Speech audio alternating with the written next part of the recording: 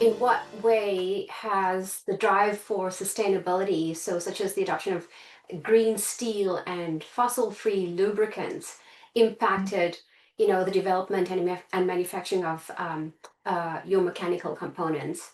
Mm, And why is this important, if at all, to you? yeah. No, okay. So first of all, I could just confirm that it is very important to us for a couple of reasons, actually. The first reason why sustainability is important to us is that our customers are asking for it. Because just like we do, many of our customers also have sustainability goals. And the other one is we see actually that the sustainable development of the world is a great business opportunity for us. We have a lot of growth areas. Electrification is changing the way rotating equipment works. You have much higher speeds. It's much harder to lubricate during those speeds. You have electrical current going through the systems. So there's a need for more high-tech solutions as a result of electrification. And hydrogen is another one. You need to transport larger quantities of hydrogen. And of course, that means that you need hydrogen resistant solutions, for example, bearings that can withstand hydrogen in the surrounding, which is a very hard thing to accomplish, actually. So this actually drives growth and business for us. And the whole electric vehicle, but also electrification in the industrial area is absolutely crucial. We can also see that in automotive, many companies are asking us for bearings with low CO2 content. And there's a third area. Friction is energy loss. Our products reduce friction. That's what they do. That's what we have been doing since 1907. So if we can find ways to further reduce that friction, we will save energy for the whole world. And actually 20% of the energy of the world is spent overcoming friction. So if we can just change that a little bit, that actually makes a difference. And it also saves cost for our customers. So it's kind of like a win-win, isn't it? Steel. Let's go to green steel.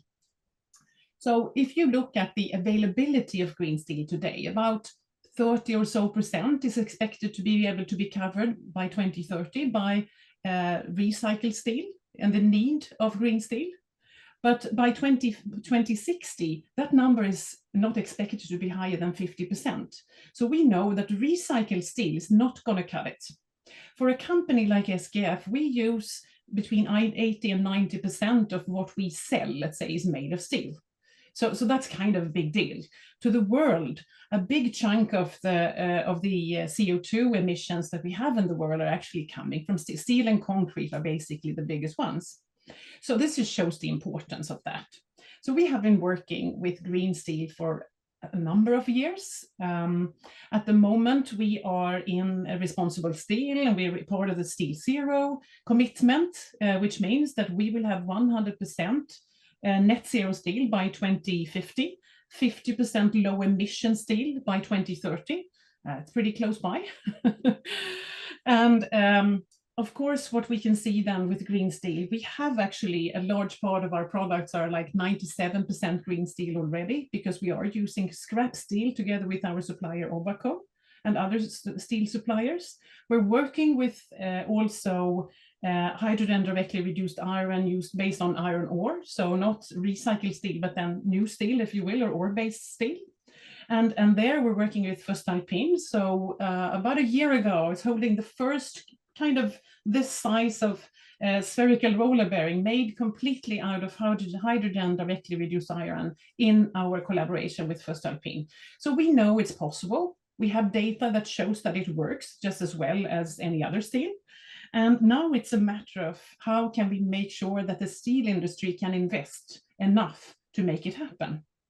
Because in the end, it's huge investments, and it's very hard for every single steel company to manage these massive investments that are needed to basically have only green steel. But we're playing our part in that, and our customers are asking us for that. Not every customer, but some, and it's increasing all the time. But for us, it's the only way that we can also fulfill our sustainability commitments. By 2030, we have SBTI approved goals that says that we should be CO2 neutral in our own operations. We are actually doing much better than that in many areas. So we're good. Our traction is really good towards that goal. So that's, and then by 2050, our commitment is scope 3 CO2 neutral. So that's in our full supply chain, green steel then, for example, and also in the customer phase, so the downstream part. So with those ambitious goals that we have committed to, green steel is absolutely crucial. Our customers are asking for it. There's no other way to go, but we also realize that there are a lot of challenges. No, for sure. Sustainability is a huge topic. And so I appreciate your insights and how you approach green steel at SKF. And finally, I have one more question for you. Now, in Evolution magazine, that is SKF's magazine, I used to read it a lot. I should read it some more. There's an article that quoted you as saying our technology strategy describes the 26 most important technologies for the company. I wanted you to finally, just as a wrap up, give us an understanding of, elaborate a little bit more on what those 26 most important technologies are for the company. I'd love to learn.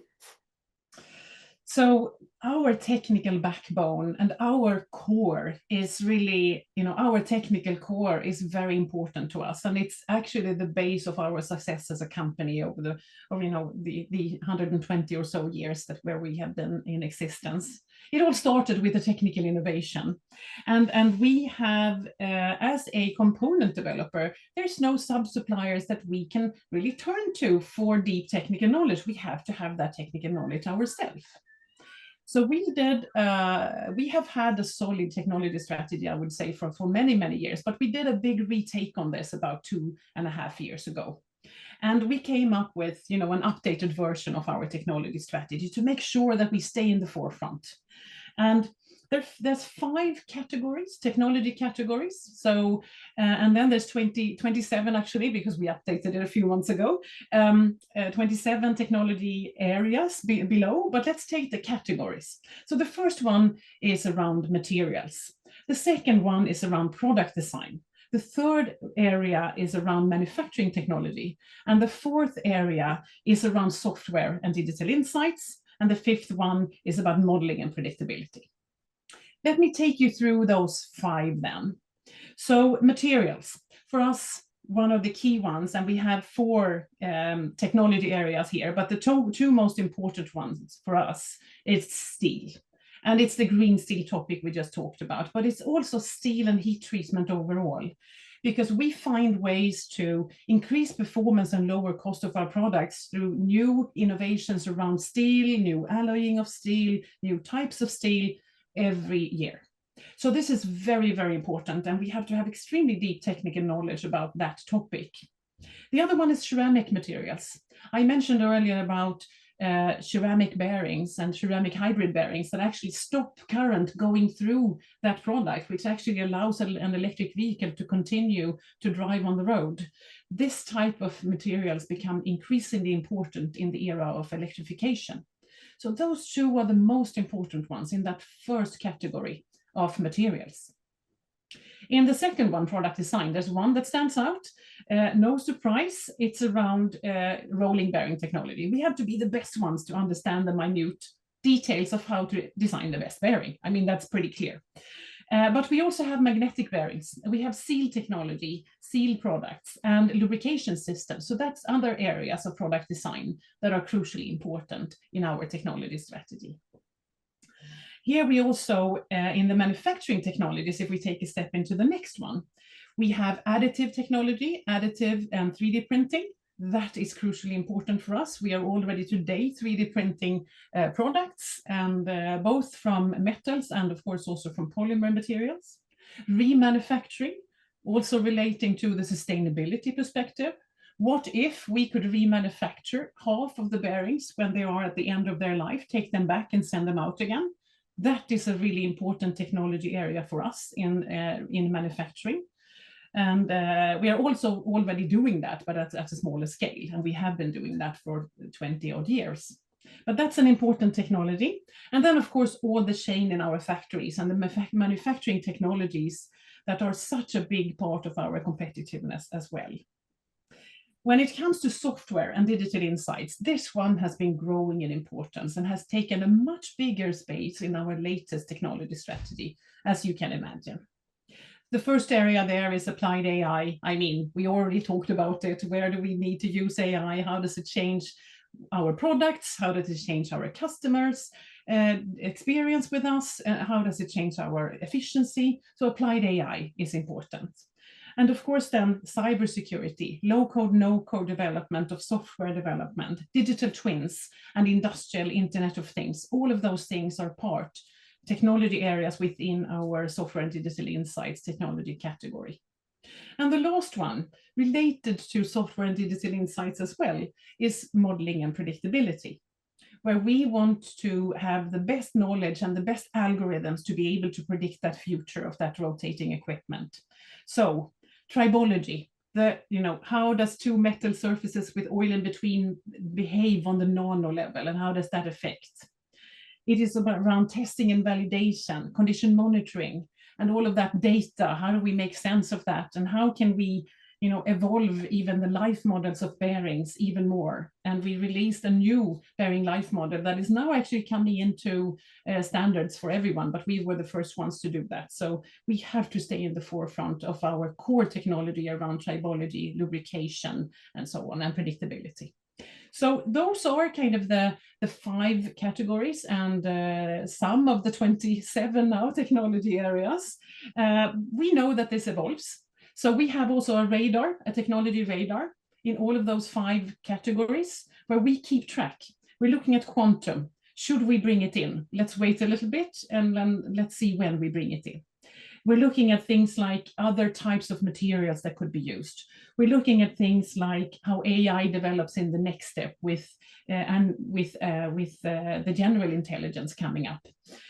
So all of this, we're always looking at that radar and see, should we bring something in or should we just watch it? Or how do we make sure that we stay in front of new technologies that come up? So that's how we work with our core technology strategy across SKF.